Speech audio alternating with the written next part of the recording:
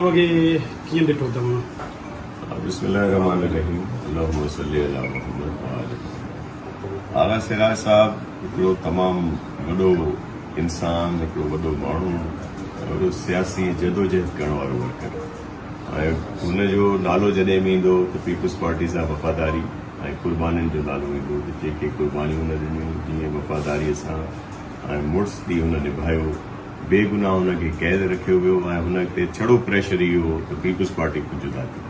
पर आगा साहब कॾहिं बि इहा ॻाल्हि न मञी ऐं मां ॾिठो त पहिरियों स्पीकर हुयो जेको यको केसिस में हुयो ऐं इहो वॾो हिकिड़ो मिसाल हुयो ऐं बेगुनाह हुनखे क़ैद जेका आहे हुन निभाई। ऐं उन खां अलावा पहिरियों बि अव्हांखे यादि हूंदो त जीअं हिकिड़ो जदोजहद जो सिलसिलो हो पीपुल्स पार्टी वारो, उन में बि आगा साहब हमेशह अॻिते रहियो ऐं हुन इलाइक़े में तमामु घणा कम कया। ॿियो जेको वॾे में वॾो क्रेडिट आगा साहब खे वियो त जॾहिं लोकल गवर्नमेंट में हुया त उन्हनि तमामु घणियूं नौकरियूं ॾिनियूं आम ग़रीब माण्हुनि खे, बेपहुच माण्हुनि खे, जेको बि हुननि वटि वियो जंहिंजी बि मेरिट हुई उनखे बि नौकरियूं मिलियूं ऐं उहो अॼु ताईं उहे सभु आगा साहब खे दुआऊं ॾियनि था पिया। नासिर साहब, तव्हां त उन सां वेझो बि रहियो, हुनखे कीअं ॾिठो? वर्करनि सां त इलाही इंतिहाई प्यारु कंदो हुयो ऐं हुनजे मथां जेको आहे सो जेके केस दाख़िल थिया उन में क़यादत जो कहिड़ो रोल थियो जो हू हुनखे जेको आहे सो एतिरी तकलीफ़ आई केसनि खे? आगा साहब सां असांजो पुराणो रस्तो पीढ़ियुनि जो रस्तो। बाबा बि आगा साहब वॾे सां गॾु हुया असेंबली में 70 वारी में बि, ऐं जेको पोइ असांजो तमामु घणो वेझो रस्तो रहियो।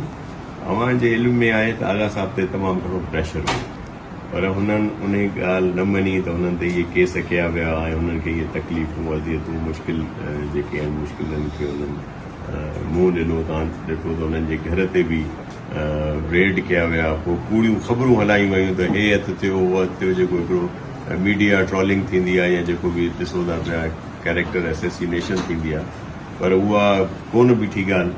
आला साईं उन्हनि खे हर केसनि मां वरी बि कयो, कुझु केस हलंदा, उन्हनि बि इनशाला मेरिट ते फ़ैसिलो हूंदो। उन्हनि हो बि न वरितो आगा साहब इहो जेको कानून ठहिया ऐं जेके उन में थियो त बाबा उन में का सहूलियत वठे, छो आगा साहब वारनि चयो त असां मेरिट सां ऐं जेको हक़ आहे उन सां इहे फ़ैसिला थियनि।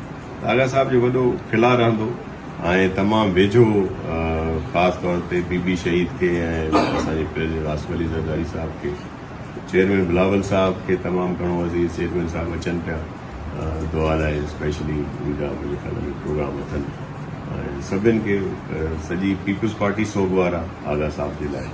साईं हुनखे जन्नत में दर्जात बुलंद करे ऐं हुनजी फैमिली खे सुकून ॾे। सिंध में पीपुल्स पार्टी जी हुकूमत वफ़ाक़ में बि इतिहादी आयो, पोइ बि आगा साहब खे को रिलीफ न मिली सघियो ऐं मरंदो मरी वियो, हुनखे इंसाफ़ न मिलियो। छा मामला था, छा वजह?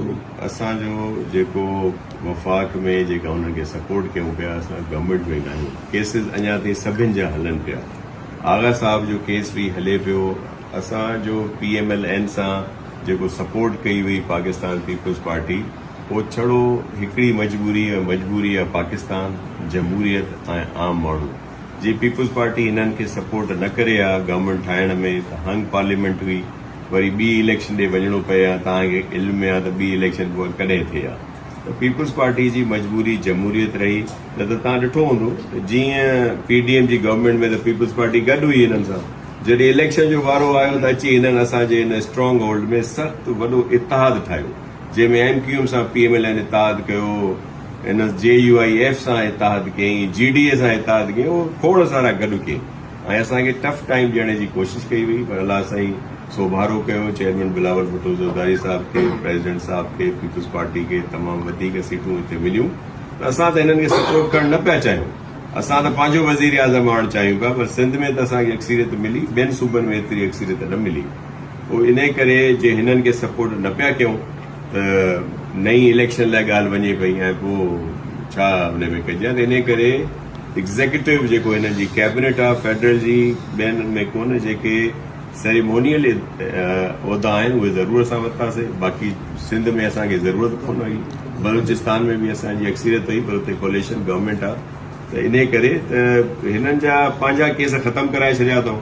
असांजे सभिनि दोस्तनि जा महिरबाननि जा लीडरशिप जा केस अञा थी हलनि। सर इत्यादी हुजण जे बावजूदि 2 ॾींहं पहिरीं जेको आहे सो बिलावल हाउस जी सिक्योरिटी वापसि वरिती वई, छा मामला आहिनि, छा ते इख़्तिलाफ़ शुरू थिया आहिनि पीपल्स पार्टी ॾिसो, प्रेसिडेंट साहिबु ख़ासि तौर ते झलियो आहे त का बयान न ॾियो, त इन करे इन बाबति न ॻाल्हाईंदुमि। बाक़ी कल्ह जेका मीटिंग थी आहे, प्रेसिडेंट साहिब सां बि प्राइम मिनिस्टर साहिबु मिलियो आहे ऐं चेयरमैन बिलावल भुट्टो ज़रदारी साहिब सां बि हिकु डेलीगेशन ॿिन्हिनि जा पाण में मिलिया आहिनि। उन्हनि ते ॻाल्हि थींदी तय इहो ई थियो आहे। ॾिसो, असांजा इलाही इशूज़ आहिनि ऐं उन्हनि खे जेका CEC थिए पई सुभाणे उन में रखियो वेंदो। CEC जेको फ़ैसिलो कंदी उन ते अमल कयो वेंदो। Thank U.